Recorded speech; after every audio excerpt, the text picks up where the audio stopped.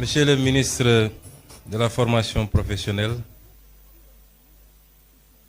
Monsieur le président de l'Agence japonaise de coopération internationale, Monsieur l'ambassadeur du Japon,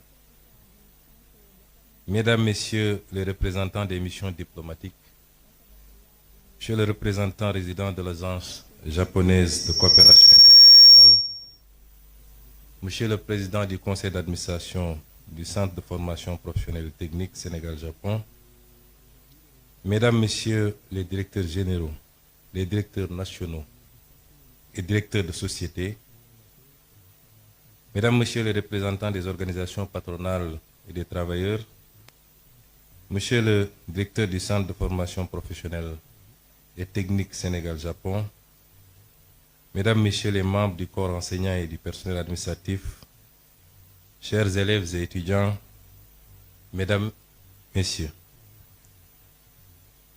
je suis venu aujourd'hui représenter Son Excellence, Monsieur le Président de la République, à cette cérémonie.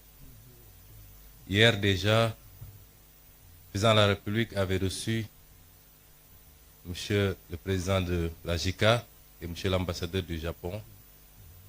Et aujourd'hui, il me délègue de le représenter à cette cérémonie. Cela atteste de l'importance que le gouvernement du Sénégal, et en premier le Président de la République, accorde à la formation professionnelle, mais plus singulièrement à cette institution importante qu'est le Centre de formation professionnelle technique Sénégal-Japon. Monsieur le Président de la JICA, Monsieur l'ambassadeur, je voudrais avant tout vous adresser des remerciements chaleureux, sincères et profonds du peuple sénégalais pour votre présence durant ces 40 dernières années à contribuer à la formation d'acteurs importants pour la construction de tout développement.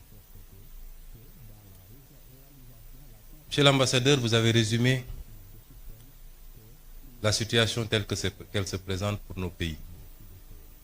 Vous avez dit que le Japon, ce que nous savions déjà, ne disposait d'aucune ressource naturelle pratiquement,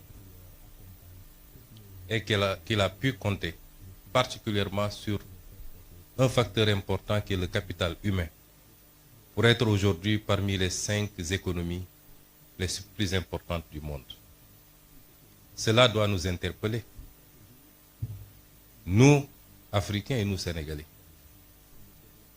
puisque nous disposons d'énormément de ressources naturelles, du pétrole, du gaz, du zircon, des ressources halieutiques, des terres arables, de la ressource solaire et halieutique en abondance.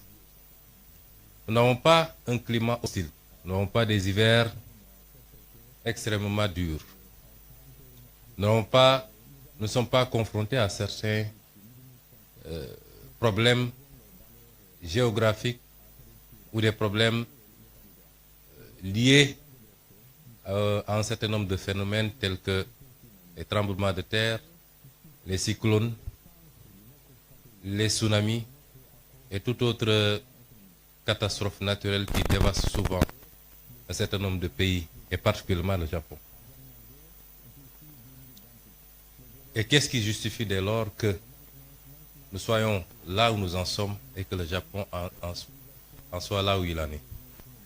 C'est cette problématique qui nous interpelle quand j'étudie le modèle japonais, quand j'observe le modèle japonais. Et la réponse se trouve simplement en 2 ou 3 choses. Le développement doit être porté par un leadership éclairé, patriotique et intègre. Le développement doit ensuite être porté par des ressources humaines de qualité qu'on doit former, ce qui nous réunit aujourd'hui ici. Mais le développement, c'est aussi un état d'esprit. Et tout à l'heure, on nous a présenté l'esprit Kaizen, qui est un esprit dont nous devrions nous inspirer, qui renvoie à la discipline, à l'organisation et à la fixation sur les objectifs qu'on s'est assignés. Et notre gouvernement, justement, Monsieur l'ambassadeur et Monsieur le Président, veut lever ces défis. Les modèles de développement qu'on nous a présentés ou qu'on nous a appliqués jusqu'à présent ne pourront jamais développer nos pays. Donc c'est la fin de l'ère de l'endettement inconsidéré pour venir investir